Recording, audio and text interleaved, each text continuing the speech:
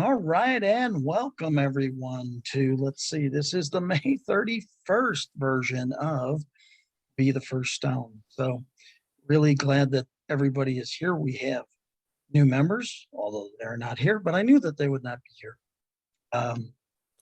We continue to, get 2 to 4 new members a week, and that's awesome. We want to continue to grow, and we want to get uh, the first 100 to really be that same like minds, like heart, really the solid foundation. Because once you go from there, I have found this, at least in community building, if your first 100 or so are solid, then like gets like, and it just goes from there and stays that way. So I apologize if my voice is a little seemingly shot today. I've done 5 shows today. So it was a fun day, talking to a lot of people about a lot of stuff from that side. So before there was a request, let me see. I think it was from Mr. Levine on our topic for tonight. But before I get on to the topic and we get into any of those discussions, anybody want to share anything or anything that's happened over the last week, or big ahas or anything along the way? Nothing I can think of. Nothing? Everybody's quiet? Oh, Fine. we've been busy over here, so it's the economy's changing, and the stuff that you guys are talking about is real. But I really think, and I've been brainstorming with a lot of my mentors and some of the people that are my mentees, and just talking about what our next steps are, to identify what's going to happen with this slowdown that's coming. And we're pretty excited about it. We think that we look at a negative as a positive. So the way that we're looking at it from our perspective is that what is everybody else going to do? And so, if they take a right, we're going to take a left. Nice. And just do things totally differently. So believe it or not, Larry, we're getting ready to put a warehouse up outside of Riverside, about 250,000 square feet. Whereabouts? Can you say? Palo Alto, or I don't know. I don't. Rialto. Yeah, I think we just got the. I think it just went through. So. But the point I was trying to make is that everything that we're going through with the economy going in a different direction, there's a lot of different ways that you can look at things. And if you look at it from a positive perspective on what you can do differently, and you try to try to get a feeling for what your clients are going through, and how can you help them through that. And that's pretty much what we're doing. And so we're expecting it to be a really great year. And it'll be interesting to see how the whole thing goes, but it's fun to look at things differently. And so, that's what we're doing. So I hired 3 more people this week, and we just keep going. So one of these days they're going to come in and probably get rid of me because I'm hiring too many people, but I'm excited about what these next steps are going to bring all of us. So Awesome. Thanks for sharing. Yeah, I similarly had a conversation yesterday with somebody for quite a while about doing things counter to the norm, or counter to the way everybody else is doing it, particularly with how I'm operating my TV show and what's being done. And it led us into a great sales conversation. I said the reason most people, in my opinion, are having issues is because they just don't present their value, and they don't present their offering very well, and they haven't built any trust, they haven't built any relationship, and then they go for the jugular. Not that it seems like the jugular to them, but it does to the person they're talking to. And it was funny. I was talking to Daniel. Yep. Daniel's last name from Y Institute. Dominguez. Oh, Dan. Danny. Dominguez. Yeah, Yeah. I was talking to him today, and I said, "Well, let me try something on you." And I shared the way most people would probably present it. And I said, "And how does that make you feel?" He goes, "Like slime." I said, I think we have our answer. Why? But basically, I'm utilizing my show for a different reason, intentionally. I'm doing it a different way. And what it is doing is opening up just ridiculous numbers of conversations and opportunities. And the friend of mine in Costa Rica that I was having the conversation with, we were talking, and she said, "Well, you got a pay to play model done." And I go, "I am the anti pay to play." She goes, "What do you mean?" I said, "I do everything to get on my show and almost pay them." And she was like, "What?" And so I went through it all, and she goes, "Oh my God, no wonder everybody's jumping all over." And I said that the thought process is simple. There are revenues to be made, like you said. Everybody keeps on looking at the old place. It's not the old place anymore. There's revenues, it's just in a new place. It's in a different way. And so that's got to be the approach. It's got to be looking for it differently. So totally agree with you. I applaud you for what you're doing and agree.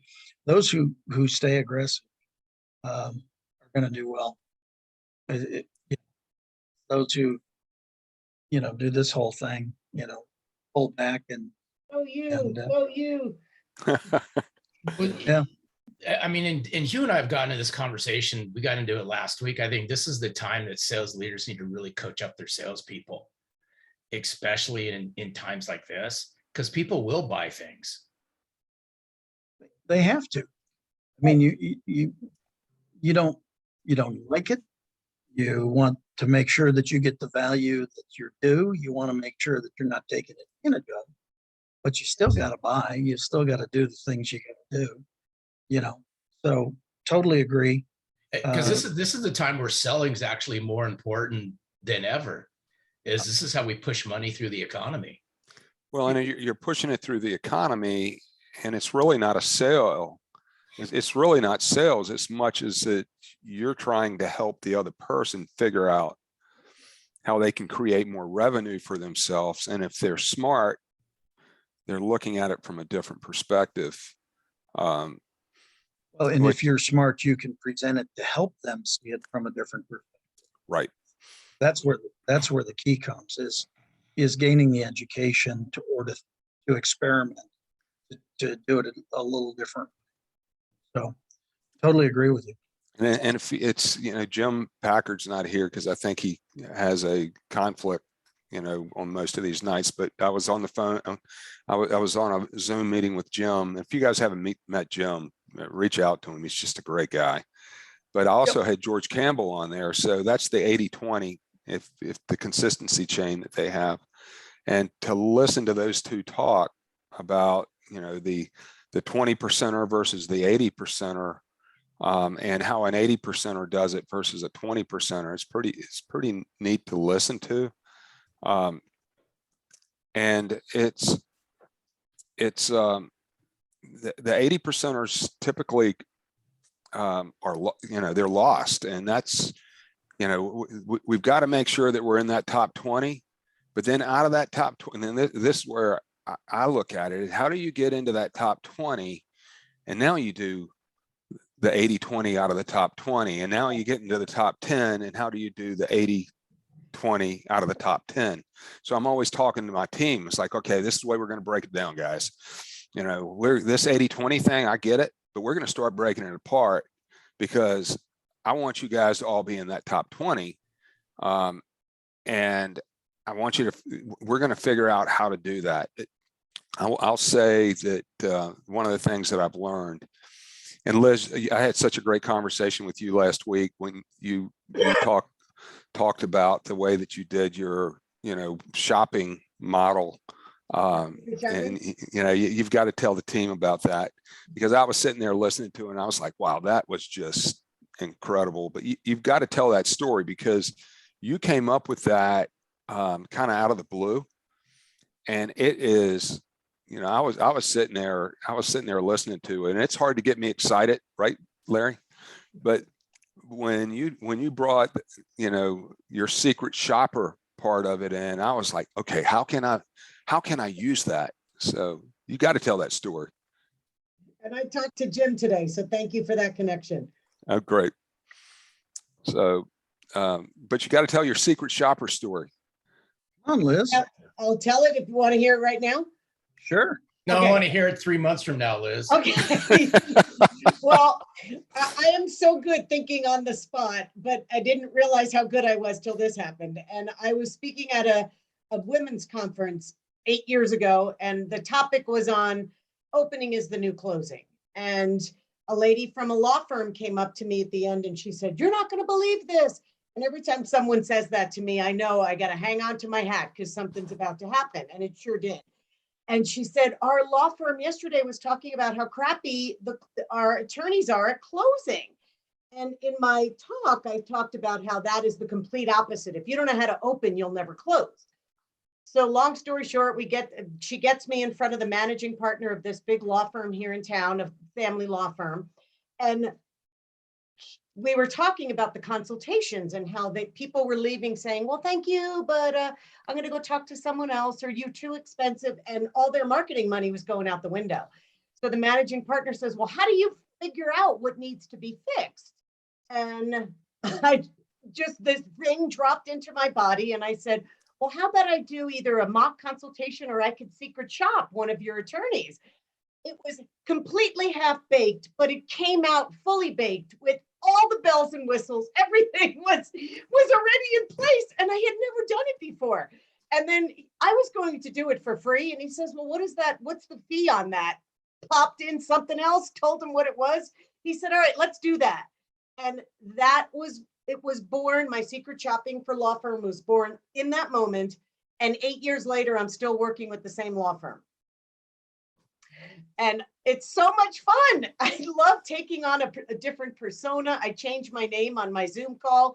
One day I'm Marcia Smith and Alice Johnson. And I just take on the mindset and the emotion of someone either going through a divorce, getting hit by a bus, or rear-ended by a tractor trailer, or need to go through a bankruptcy. And I just assess the attorney on how well they did moving me through the sales process. And did they hit all the bells and whistles? And wow the heck out of me, so that attorney became first, or did they come in the very expensive second place? And tell them the results that you came up with you know, from what they doubled their conversion rates. And it didn't take much time at all, because the attorneys were saying, well, I didn't even know I could say that, or wow, that sounds so much better than what I was saying. No one taught them, so they never had access to another way. And when I went in and helped them with their language, they're like, this is so easy now. I could do this all day. And now every time they hire a new attorney, they call me and say, put them through your coaching. They don't want me to put it on a recording. They don't want me to do any audio training. They appreciate the one-on-one. I take the personality and the human being as they are, and we develop their process from scratch. That's awesome. Congratulations. That's the way it should be. I mean, And it's fun. It's so much Yeah. fun. well, I mean, the reality is, I mean, I don't know the rest of you that, you know, sales train.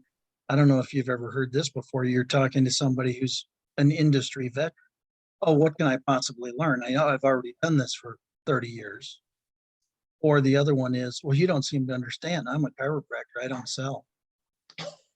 Oh yeah, I'm an attorney. I don't sell. Yeah, I well, serve. that's I just that's- serve all day long. I just That- share all day long. exactly. I'm hungry as so- hell, but I serve all day. Well, Zig used to say, you know, you could always tell the poor salespeople by the fact that they Skinny had kids. skinny kids. So, yeah. Well, that's awesome. congratulations. That's really cool. I mean, So I think have a that- question. yeah. So how do you scale that, Liz? Whenever I work with a law firm, I offer that up first. And it is, the next step is so easy. They say, wow, we're really broken. What does it cost to fix? And I don't have to jump through all the hurdles of, can we talk to 10 other firms that you talk to? And we want to get some referrals from other people. I bypass all of that because I've already shown you, they love evidence. So I showed you the evidence of what's broken and here's what's next. So I tell them we could do one of two things. We can go right into a training program, or you can do what every other law firm who hires me does. And this is what it looks like. And they think it's great because I'm giving them exact feedback as to what's happening in the consultation room. And that's what they need. How else are they going to get that without someone secret shopping them? Great So- languaging there too, by the way. Thank you. And by the way, I just have to say something, and it's not to pick on Hugh because and it's not, but Hugh just said something that just really just irritates me. And I just want to get everyone other's feedback on it. But I say with all sincerity, is why somewhere in a conversation does somebody always ask, how are you going to scale that? Now, again, I could be looking through this through a different set of glasses, and Hugh and I know each other fairly well. But I'd be curious, Scott or anybody else, is how do you answer that? Because it seems like scaling is, outside of authenticity and some of these other buzzwords, it seems like the word scaling comes up all the time. How are you going to scale your business? How are you going to scale that? Well, what's that mean? Well, I mean, I think it means something different to every, I go heard ahead, Liz. leverage. I heard you say, in my head, I heard, how do you leverage that versus scale it? Maybe, but did you mean, how do I? Well, I scale mean, it? you're talking to somebody that's taken a small company and we've made it big. Okay. But listen, I think scale, I don't know, maybe that's not a great, No, I'm not. Hey, Hugh, I'm not saying. No, I'm not what- saying it's just that everybody no, uses the word that's scale. exactly what I was thinking. How do you make it bigger? I mean, Mhm. how, if it's such a great idea that how do you take it so it's not just Liz Wendling doing it? How do you do it so that you can touch more people? Right. And in my world, that's what we're doing. We're trying to touch more people. And so I'm always talking about how can we touch more people? But that's my job, was to take this company from New Jersey, New York, across the United States and all 50 states. But when I see an idea as good as that, Liz, Mm. it's almost like the McDonald's hamburger idea, where it was the Ray Kroc picked it up over in California someplace, and then he took it and he made it so that it was bigger. Now, it doesn't mean that all of you have to do bigger, but what I see in my mind with something like that is like being able to franchise it and teach other people how to do it, because it's such a great idea. And then when I look at it also, I'm not thinking about attorneys. The first thing I did is I started thinking about my team and how I could use something like that with my team to make that happen. So we've got 24 people to teach them, the way to do things. And sometimes if it's not a secret shop, it could be a mock consultation where someone knows they're showing up to actually go through their consultation with me. They're not being secret shopped, but they are being scrutinized. So there's and being coached, which is what everybody else here does. So, but I think I understand what you're saying, Larry, and that's just me. I'm just trying to figure out, okay, how can I make this thing? How could we make this thing bigger? And it's just, I've turned So around let me- 9 businesses, so this is kind of the way my thought. No, Yes. hey, I totally get it, Hugh. I just threw it out there just for Oh, conversation. Larry, I was thinking about your business and saying, how could you take, selling from the heart and and turn something like this into it. I mean, I just think it was such a great idea that you have, Liz, that it shouldn't be kept just in Colorado. So Let I me- have a I question for everybody. The whole concept of scaling is a new concept to me. That's something that fish have. So I'm wondering if the word is capitalized. Is that the word that you want to use? How do we capitalize on this? How do we grow this? How do we I like capitalize, leverage. scale it? Leverage. I think Is it- leverage is probably it- the word. Is that a fancy word for capitalize? You It's know, not- I here's, think here's what Hugh I ultimately do. said it. He said, when he broke it down, he said, how do you make it bigger? Bigger. Yeah. And Okay. I think a lot of times we search for the fancy directive or the fancy words or the whatever. I'll give you an example. My answer to that, Hugh, would be when we took one of my clients from 8 million to 100 million in five and a half years, Mhm, we put in a culture, and the culture was all the same. mhm, The responses in certain situations were all the same. mhm. Everybody was trained the exact same way. They were given, I mean, there were scripts. This might be 38 words. This might be this might be that. But if you really want to take the way that we could accelerate the growth of that organization is to make sure that once we defined our approach to the marketplace, to the people that came to see us, everybody spoke the exact same way. Mhm. There So- was not a word or two out of place. Gotcha. So I want to throw a little wrench in the mix here because I'm a little pardon? Rowan. I'm a little bit, speaking of fish, I'm a little bit like a fish out of water here. I have a business background. I'm very knowledgeable about business, and my business is clinical social worker. So I work with one person at a time in my practice and in my business. And the reality is, the truth is, a lot of people come to see me and all they want to do is just complain. They really don't want to make any changes. They don't want to leverage the knowledge or the wisdom that I have. They don't want to utilize what I've got to give and pull from it to change their lives. You know, when you give the example you just did, Scott, in a much bigger environment, you hire people and you explain to them that we're going to train you what to say and how to say it.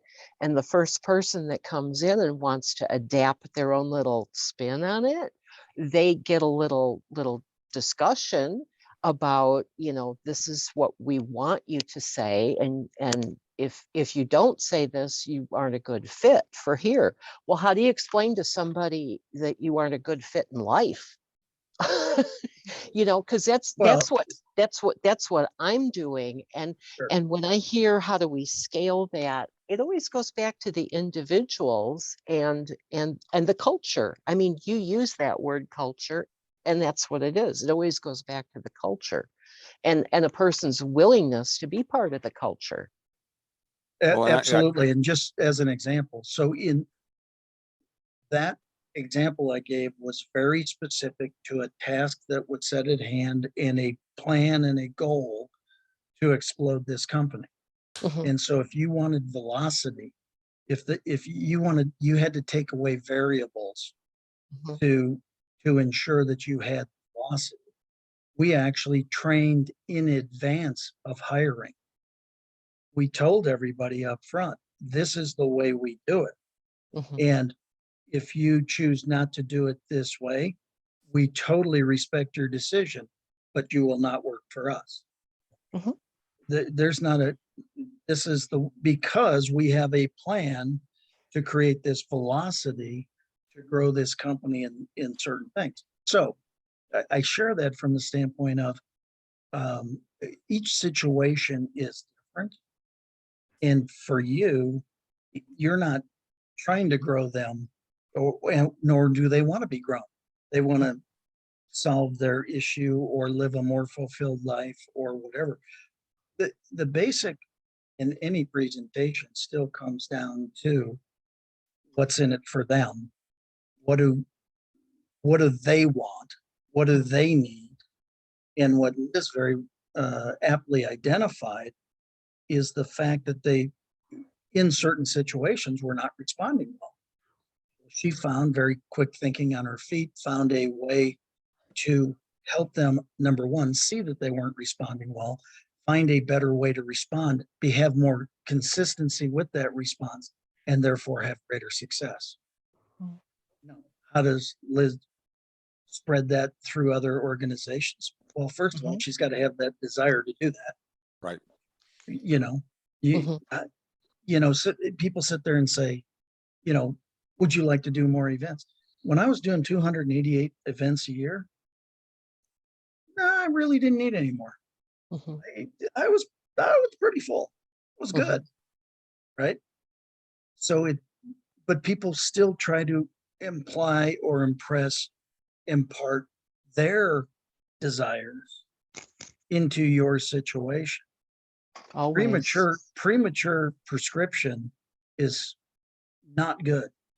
Jim Cathcart said, diagnosis without prescription, or prescription without diagnosis is malpractice.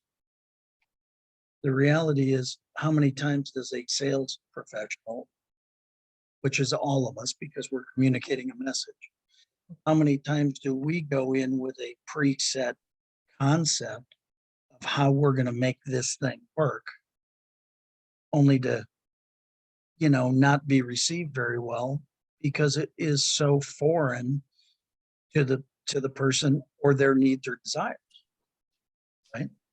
I mean, I think it's funny. I remember this when I was a young plebe on the street, riding along with the top sales guy in our company at the time. And he said, "You're just coming in with me, watch and listen. Don't say a word." I'm like, "But I'm shut up, listen, watch." And he'd come in and do da da da da da da da da da da. And just before there was a time to get an order, he'd pull a plug. He goes, "Hey, I realize you're really busy. I tell you what, can we set it for next Tuesday that I come in and I pick up the order instead?" And it would let the dealer off the hook. And every Tuesday, time next week he'd walk in, the order would be ready. And it would be typically more than it would have been. I'm like, "But you didn't ask for the order." He goes, "Oh, I asked for the order. It's just, I'm going to pick it up on Tuesday." He had a process. He had trained his dealers. He had trained this entire process, worked beautifully. But that's the craziest thing I'd ever seen in my life until I got out in my own territory and started doing it. And you take away the pressure of the order and you take away the things, and all of a sudden they give you more orders, bigger orders, all these different things. So please understand that in any of these conversations, there's a lot of great approaches to handle this.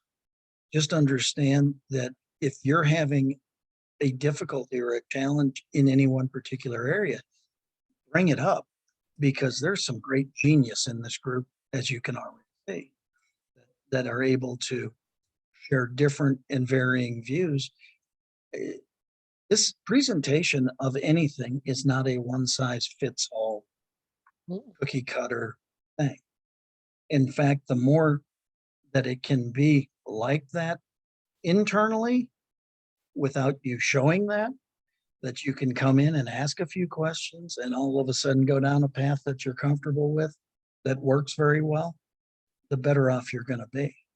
But coming in and just going, "This is the way it is, cookie cutter," doesn't necessarily always work. So, Jackie, I know you've been trying to say something here for a second. I wanted to honor you with that, give you that chance. No, that's okay. I was just going to concur.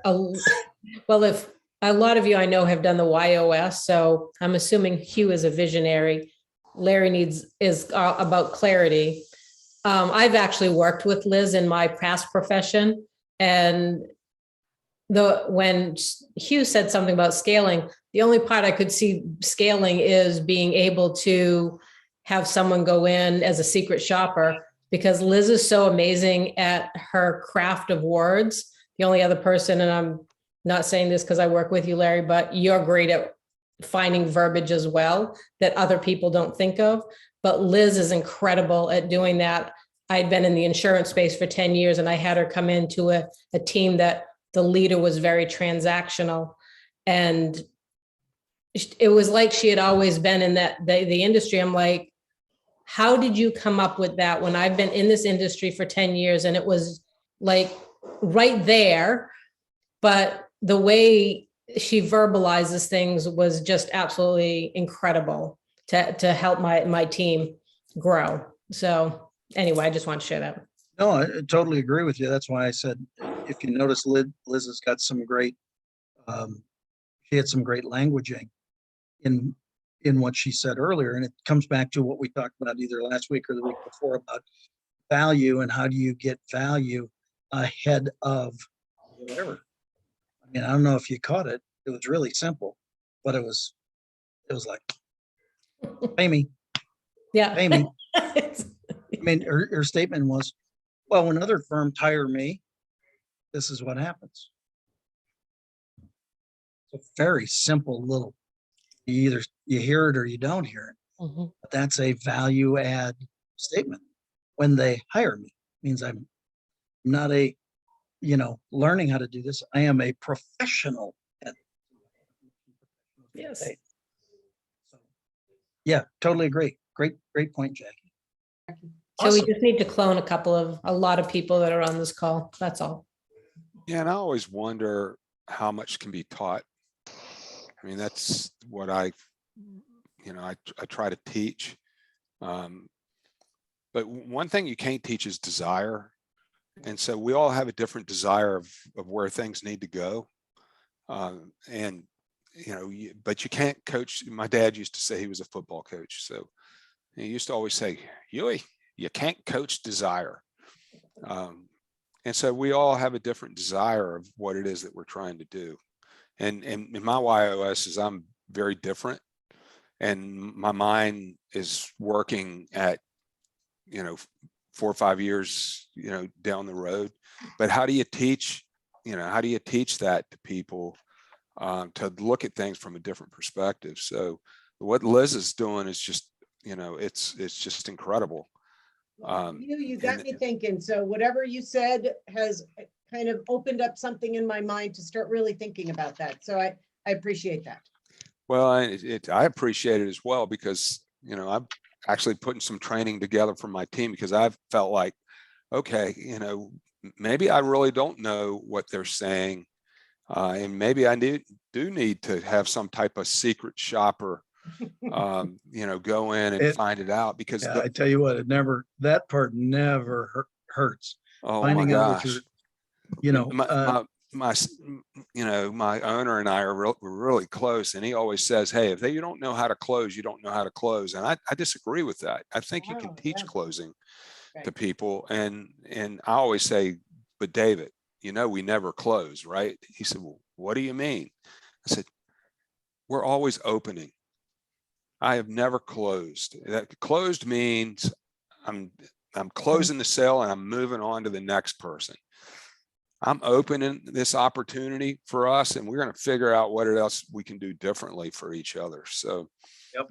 But that secret shopper thing, Liz, when you said it to me, it was like, man, my head started just managing. And Larry, you're right. Scale is different for everybody, because I know you're talking about, people keep asking you how you're going to scale this thing. That's your choice of where it is you want to go with it. But and sometimes, as Scott always says, it's not about you going to wherever it is you want to go. Sometimes when you're as good as you are, it's going to come to you. Yeah, you create the environment for people to want what you have and Yeah. come do it that way. So there's a variety of different ways of doing all this, for sure. And again, you know, do you want to grow it bigger than you have it? Do you want to take that particular thing? Is there a niche there? Personally, I think the way that I'm setting up my TV show now and whatever, nobody else that I know of is doing it that same way. Therefore, it opens up a niche. So if Secret Shopper becomes that niche-worthy thing, what a great program to explore. See if it's the possible growth vehicle. See if it's a way of doing it. But it, again, I think, when is a lawyer trained to make a presentation other than a legal presentation? They're not trained to make a sales presentation or hey, let me comfort you because we're going to make sure that we do the very best for you. They aren't necessarily, maybe this is a stereotype. They aren't known as the most gentle hearts in the world a lot of times. They're right? very logical. Yeah. Yeah. So it's I a teach them how to different. be human beings is what I joke around with them. I'm like, you're going to be a human being now. Yeah, I know. I mean, you can actually be nice. So, let's if we can for just a few minutes talk about Larry had made the request of talking about positive discontent. Yeah. And where the concept comes from and what it is. The way I wrote it in the book is positive discontent is the process by which you have total and unapologetic gratitude for everything in your life, while holding an accompanying positive expectation that the world has even greater things in store.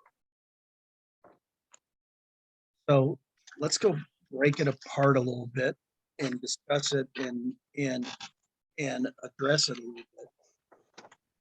Where it came from is in a mastermind I was in with Dr. John Deely, who was one of the great mastermind leaders on the planet here in Dallas.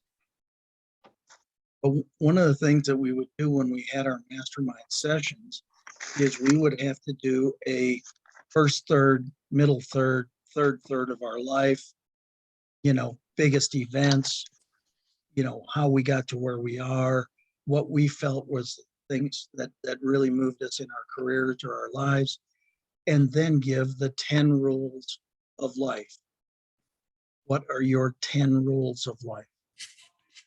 And this one friend was, he had done just an excellent job of presenting all the foundation and all the background and all everything that he had done.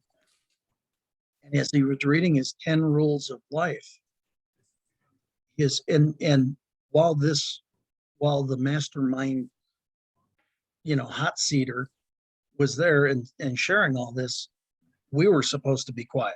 We were just taking it all in, writing notes, creating questions, doing all those things. And all of a sudden he said, number 10, never be satisfied. And I don't know why. I just went, oh, what a shame. And I went, is that my inside voice or my outside voice? Did that just come out of my face? I think it did. Oh my God. And what happened, the extension of that was,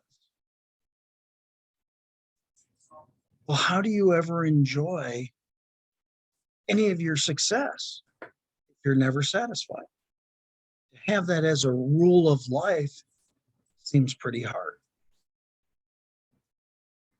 And I mean, needless to say, the whole thing stopped down because I wasn't supposed to say anything in the first place. But it was more the point of how many times in our career, if we adopt, now it sounds, I mean, it kind of sounds like a good thing, never be satisfied. It kind of sounds like what somebody might want to hear. I'm never satisfied. I just keep on going, right? I'm tough. But in that moment, it just was so far from what I thought to be the intent. And so he, of course, now everybody spins around. It's like, okay, Scooby, what'd you say? Right? Everybody spins around, looks at me and goes, so what does positive discontent mean? I said, be unabashed, just totally grateful for everything that you've got in your life to this point, with the realization you're going to live past today. And when you live past today, there are going to be other opportunities to be grateful for even more things. It was really positive discontent puts you in a place of, I'm really good at this benchmark. Teresa and I were talking about this earlier. We live in snapshots of time. Sometimes we're in this 6-month snapshot, but people are viewing us from a 3-year snapshot or a 10-year snapshot or whatever. And so judgment comes from the 10-year place, where the 3-month place is just freaking awesome. So again, what I wanted to do, or what I suggested is how does it work for me? I am tremendously grateful at all the opportunities. I am tremendously grateful for the group and you guys believing in me enough to be here and to help grow this thing so we can, make a difference on the planet and belief in the concept and everything, And yet I want more. I want us to have more people so that we can do more things, so that we can build their dreams. That positive discontent, tremendously content. And yet, when I look outside of this second, then there's that that next piece. And I wanted to, if you haven't figured out by now, you won't hear a whole bunch of less than positive things come out of my face. Even if I'm really upset, even if it's a really bad situation, or really if it's unfair, doesn't matter. You won't hear that coming out of me. I might take it somewhere else by myself, or I might take it to a confidant, but you're not going to see it in mass. My daughter said to me one day, she goes, Dad, you never have a bad day. And I said, George, you are so naive. I have plenty of bad days. You're just not going to see them on Facebook. Right? So again, think through the purpose of what this was for. If you tie it to that statement, never be satisfied, I think that's it feels to me like a limiting statement that doesn't allow you to celebrate your victory. And that's a shame. It goes back to another part of the book where I talk about the differences between success and significance. I think we get geared and we get brought up to have and strive for success. What is success? Well, let's just look at Liz talking to an attorney. Success is winning over an attorney to a better way. That's success. Okay, what do I do now? Well, I guess I better go get another one. Right? I need another success. Whereas to me, as we mature, significance is the meaning behind that success. And so this whole concept of positive discontent, satisfaction, success is in the eye of the beholder. What's a success? Is 1,000 likes a success? Is 1 like a success?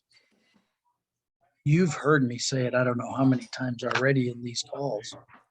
I quote Mother Teresa, and I almost quote her every day. with the same quote. I'm not very imaginative. So quote is simple. You can't feed 100. Feed one. That's significant. That piece to grow from. And we're again, Teresa and I did a show on the book today, and she said 2 times 2 times 2 times 2 times 2, 32 times covers the world. The problem is nobody wants to talk to the first 2.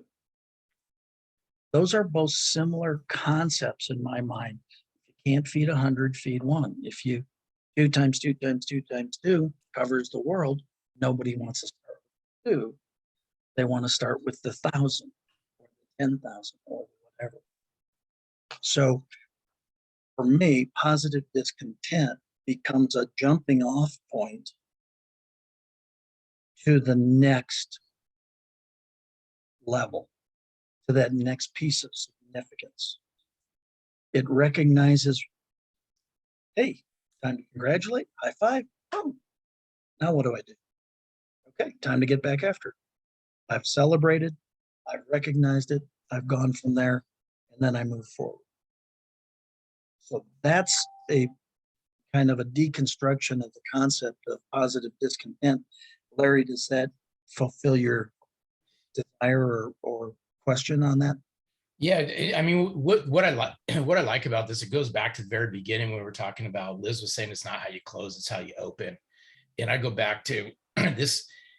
Some of you may have heard of Phil M. Jones before. He wrote this really amazing book called Exactly What to Say. The book has just sold a gazillion copies on Amazon. He's been on the podcast. I've had a chance to get to meet him, and he's a words and messaging guy. And he's a big believer. It's the power of the words you use and how you deliver your message in your conversations.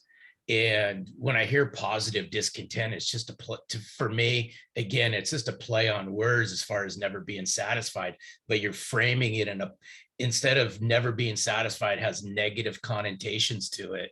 Positive discontent has positive connotations to it.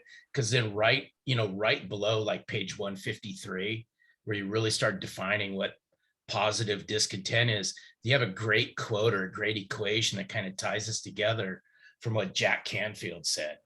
Are you talking about E plus R equals O? No. Oh, growth. Oh, no, I know what it is. Yeah. I know what it is. It's the growth growth- plus inspiration. No, growth. No, equals growth awareness. equals Awareness Awareness plus plus inspired action. So, yeah, again, if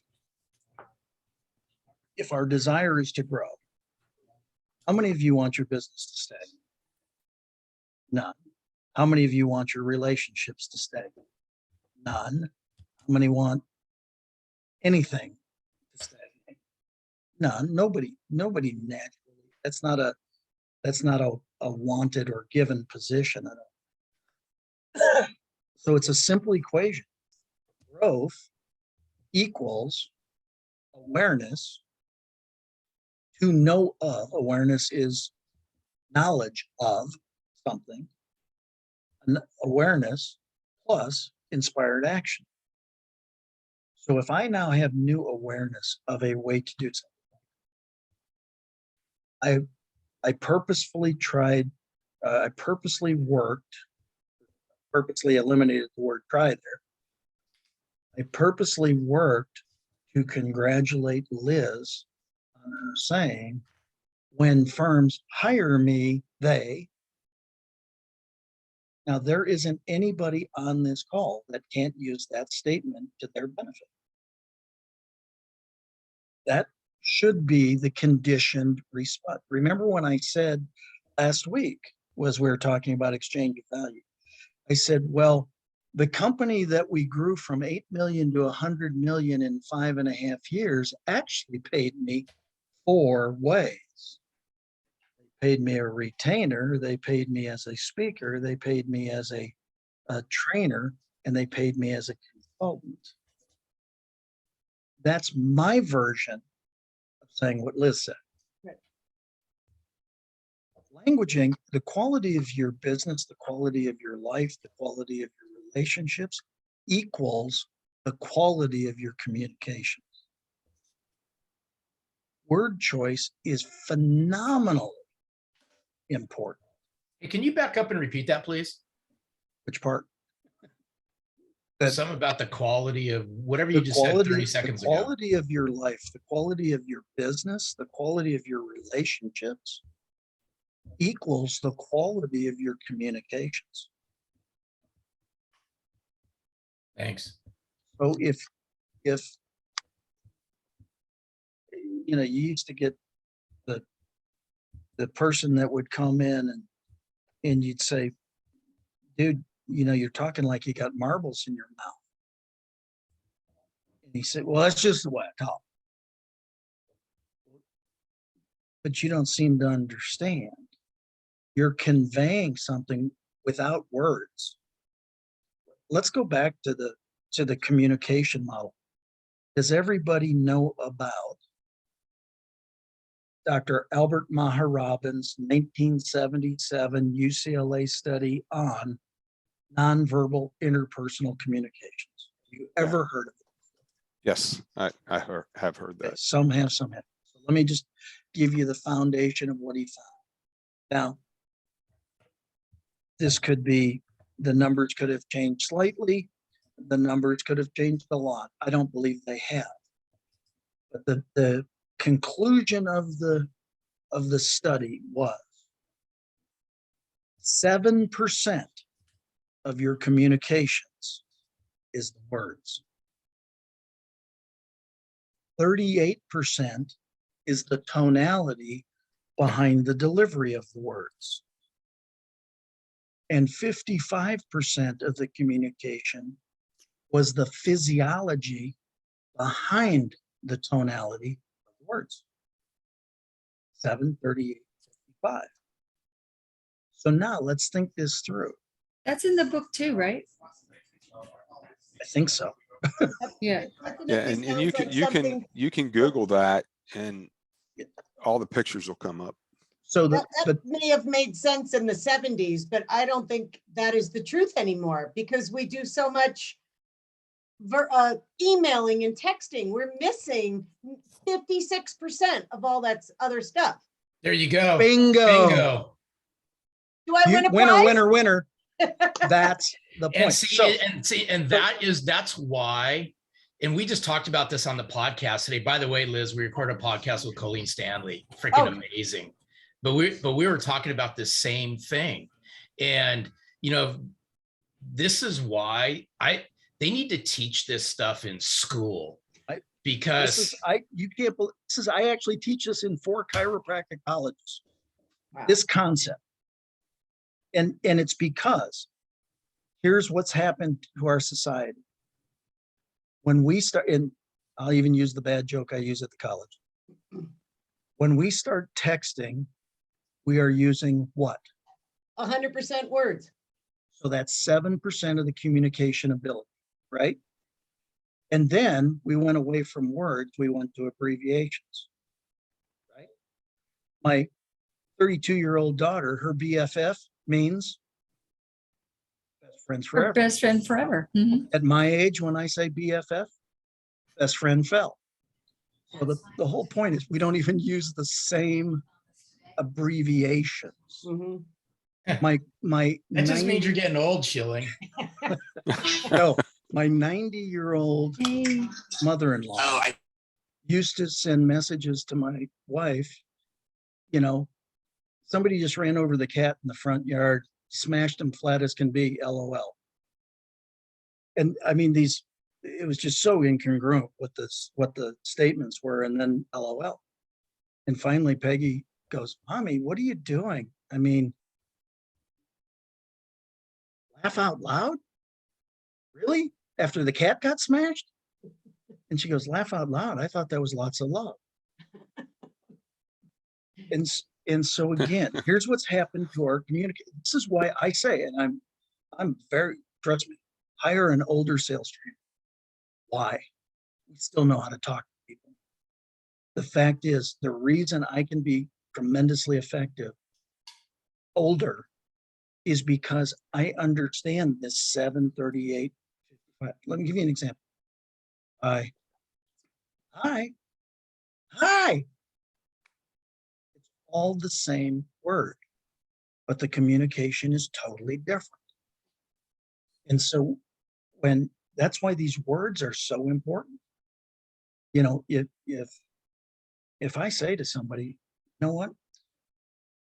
When I get retained by companies and they hire me to do, these are key words that need to be utilized all the time, especially if if you're having value challenges. Explaining And the can you value. spell this guy's name, please? Sorry, just so I can find it.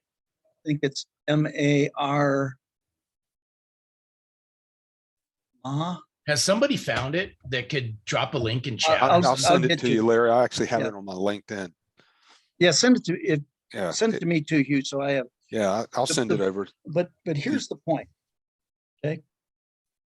Words aren't important. Let me give you a test. Okay. Sex education.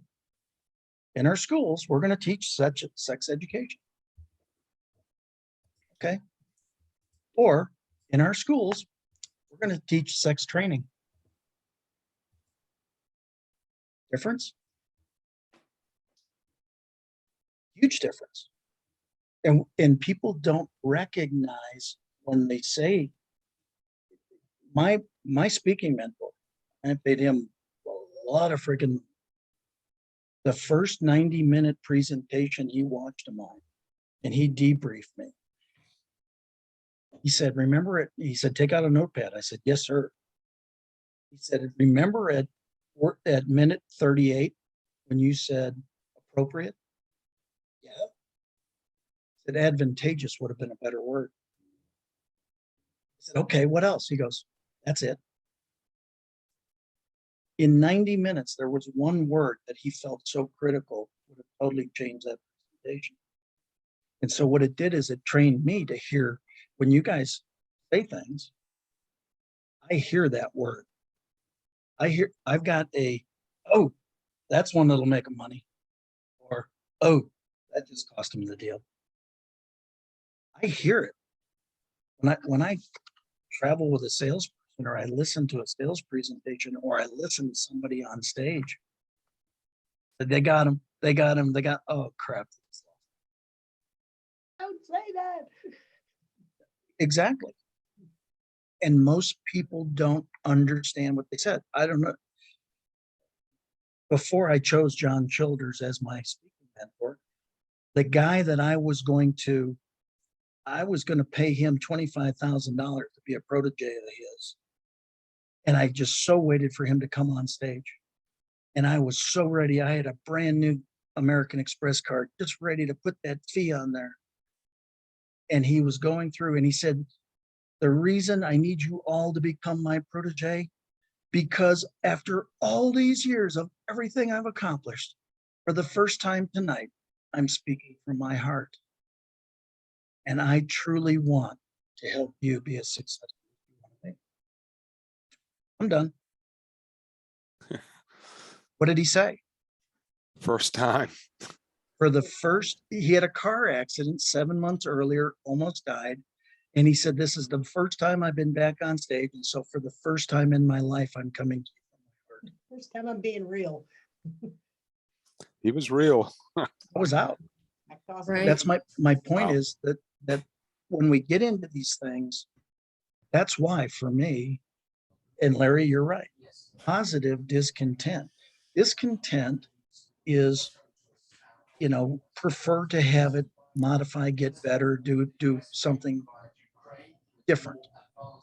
But positive discontent, the word positive was put there purposely to say discontent is not less than positive. It is a snapshot of this moment, of which I'm tremendously grateful. And from this point, I want to make it better. Well, and I really think I've got a roommate from college that's, he's made a lot of money and investing other people's money. And it's kind of neat when we get together because we look at the world from two different perspectives. the one thing that he's always shared with me is he said, Huey, I've got all these people that make all this money, and they think once they hit that $3 million mark that they're going to have happiness. And he said they don't. And so they decide to go hit the $5 million mark, and they don't. And I said, well, John, what about you? And John's not happy at all, just because he's always thinks he's going to go bankrupt the next day. But Great attitude. and I, when I ran my first Boston Marathon, it was like, okay, I did it. But after I did it, I said, what's next? I think when we do what we do, and we all do things differently, if we know why we're doing it and we have a purpose for doing it, it's not about hitting that finish line. It's about, okay, positive discontent is that, okay, I hit that, but that is just a goal. I want more because I think I can do more for other people, and you keep going. And I think sometimes when you don't really have that purpose, if you're not led by purpose, when you hit that, you're always hitting for that next thing, and you're probably never going to find it. But that's why I think understanding your why and what's important to you, and then understanding other people's why and what's important to them, it just changes the world and the way that you look at it. Absolutely. And I was talking to somebody about this group, and they joined the group. They just weren't able to be here. And I said, I'm not in the convincing or converting business. I would love to have you as part of this group, because the group is coming together to do great things. But that becomes your choice. You either see where we're going with this thing. I'll share my vision. My vision is to share messages of hope and inspiration, teach and train others to do the same, build a global community full of respect, honor, and dignity for all. If any of that's attractive to you, I'd love to have you. But your vision is just equally as important. That's why you're being the first stone for your vision. I'm the first stone for my vision. Hopefully we can help each other with each other's visions, and we put enough of that collaborative desire together, we can accomplish anything, as opposed to Throw a sitting on wrench in the conversation like Susan did. Sorry, Can I throw a wrench in the conversation like Susan did? you may. When I hear positive discontent, I think of positive depression. And the words don't, like, something's not feeling connected for me. And I think, why do we have to be disconnected? Why can't we be excited for where we are, but eager for where we're going, versus being discontent? Feels heavy, doesn't align. It doesn't match. It feels like, it's like, I'm positively depressed. Something's off there. So does anybody else kind of feel that, or is it just me that it's kind of? I accept you're feeling it that way, and because I was thinking in the moment as well. And is there a better way of saying it? Maybe there is. I haven't really explored or tried to refine it. Okay. It is. I reported exactly how it happened at that thing, and that's what popped out of my head as the best way to say it at that time. I had never heard of it. So this is, I never heard. I know, of I it. created Liz, it. I agree, because I never heard of it until I read it in the book. That's That's why. so it's great. Yeah, what a good conversation. But it's got me thinking. Well, no, But and hear me as the guy who created it going, I can wholeheartedly hear what you're saying. And it was just, it set a concept in place at that time. There are things that I do. I'll say things, I'll test things, I'll do it. And sometimes they'll work, sometimes they won't. And if they work, I'll continue to use it. And if they don't, I'll work to modify it. Mhm. This got the point across. In all the time, and this is probably 6, 7, 8 years ago when this happened, maybe more, nobody has ever brought that up. Now, that being said, tremendously valid response. I totally appreciate what you're saying with it. And I'm I the can first one that said that. seriously, Oh, wow. No, so again, this is why Teresa and I were talking about this earlier. I said, I created this. And she goes, well, that's pretty cool. And I said, well, I don't know whether You it's coined a cool or not. phrase. Yeah, I coined the phrase, you know, Okay. and it was, but it was more the intent behind it. than Sure. anything. Oh, I totally Right. got it. Yeah. But Right? Yeah. you're interchanging, you did it twice in what you were saying, Liz. You interchange discontent with depression, and those are different. And I think it's the discontent that is like restlessness Yeah. Yeah. That's the than word. Yes. something that is depression and unhappiness or whatever. It's I like meant two it's- words that didn't go together, positive discontent and positive depression, like jumbo shrimp, whatever that thing is called. It's like oxymoron. That's it. It sounds like an oxymoron. Wordy nerd, wordy nerd. That's right. Well, Yes, it's again, true. I think this is what's valuable about groups like this, is being able to have these discussions and being able to there's when I had my sales forces and when I ran my divisions of companies and things like that, I had an open door policy. You could come in and say anything to me you wanted to say, and literally anything. Mhm. That being said, you better have a solution. Don't You, just you be- can come and Otherwise, tear you're me up complaining. once. Exactly. You can, So- you can suggest whatever you'd like. Yeah, Yeah. part of the human condition, and Liz, I appreciate what you just said, because I didn't look at discontent equals depression. I didn't I I didn't I'm even not- think about yeah. that. But part of the human condition is we humans, we have a tendency to think in terms of polarities, whether we want to acknowledge that or not. Good We point. do. We think in polarities. It's part of the human condition. So using that knowledge that I have, if you were to look at depression, what's the opposite of depression? So we'd look at that term and say positive. What's the opposite of depression? And I'm targeting you, Liz. Joy. It would be, it would. Joy, it's- okay. It's the opposite But of it would be the same discontent. as saying So positive negative joy. joy. Negative So- joy. Okay, That's what so- I'm hearing in So my head. let me share something I teach, because we're talking about 7% is words. 7% is 7%.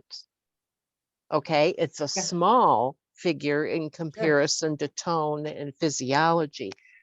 But that 7% is still a significant 7%.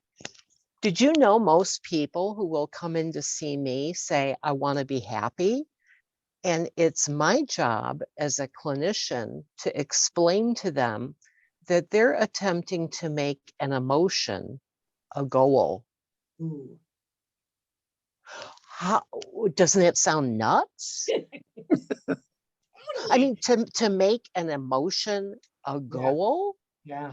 Because right now I can tell you, I'm not particularly happy. I'm not particularly joyful. What makes me happy or joyful is when my sweet dog comes over and she puts her head on my lap and looks at me like I'm just the best thing in the world.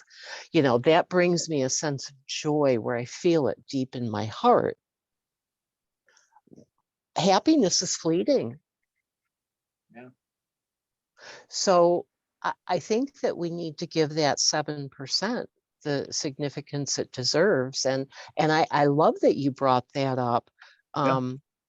Positive depression, positive discontent. Now I see discontent as being a way of being. That's how I'm content. I'm discontent. I'm discontent when I'm standing in a line, but I know I'm going to be happy once I get to the front of the line because I want what's up there. Yeah, I actually look at it as wanting more. Hmm? Yeah. Excited. for more. Jackie? So what Hugh just said, discontent can be positive when it signals us that something needs to change. Right. So What if you we could be didn't judge going- it? Well, you could be going along That in too. something very positive, but then you run across something, go, ooh, that didn't feel right in, say, the selling process that didn't feel right. And it's like, okay, so then you have that moment of discontent that going, okay, we need to change that. Yeah, that's good. Yeah, And if you put the positive with it, it means you're going in a positive direction. If you put negative discontent, Right, right. Then you're Right. screwed. you might be going backwards. Right. I always like to throw this spin on any group I'm in I because I like that, say Susan. it's, Thank you. Yeah, no, it's great. it's always good to have a therapist in any group. Please come back again. Yes.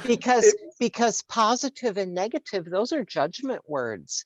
And Correct. how many of you would show up and say, oh, I'm not judgmental because I'm open-minded. But the reality is, if you're driving your car, you'd better be judgmental. You better be using your judgment to get from point A to point B. Good. It's Great. it's fascinating because that 7%, it's Yeah. significant. Yeah. So let me just, I know we're over time and I just realized that. I apologize for that. But let me add something about 7%. The reason that emojis were created Hmm.